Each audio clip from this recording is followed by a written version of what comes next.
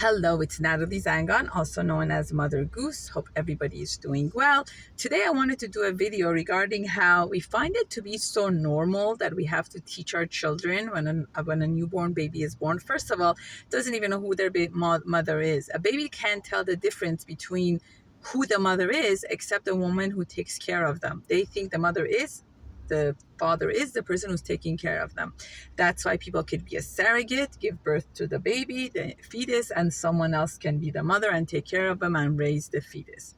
So the first birth to 2 years especially, it's the classical case of how relationship and adjustment is built. So we think it's very normal that you have to teach your baby how to eat, how to drink, how to walk, how to talk, how to be potty trained.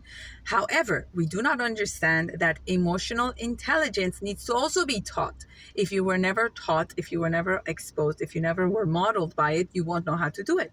Babies come into this world being extremely self-centered, selfish, and self-loving because that's how they survive.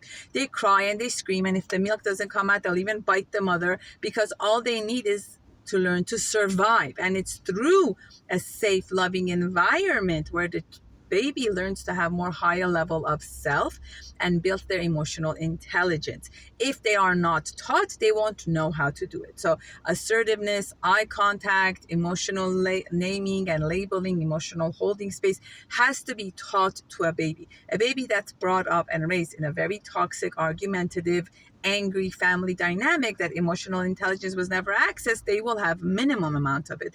Their needs could have been taken care of, food, shelter, clothing. But if there was never a space created for their emotional intelligence, which simply has to do with emotional connection and growth and relating, the baby in adulthood will not have access to it and has to relearn this. So I'm here to tell you, do not assume that everyone was exposed and had access to their emotional intelligence.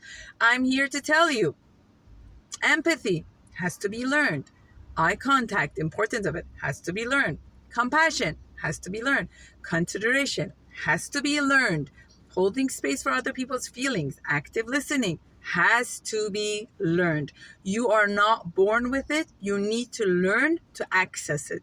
Just like we think it's so normal to teach potty training to children, to teach them to walk, to teach them to crawl, this too needs to be learned and taught. And it's essential to get ahead in life and have healthy, thriving relationships, especially in your marital relationship and co-workers and other places. You could be highly intellectual, but very, very limited in your emotional intelligence. And if you didn't have it growing up, it's never too late. Because of the brain's neuroplasticity, you could always develop it and learn it. And when you develop it, you're able to hold space for people having different feelings towards you, and you could continue to have a relationship with them.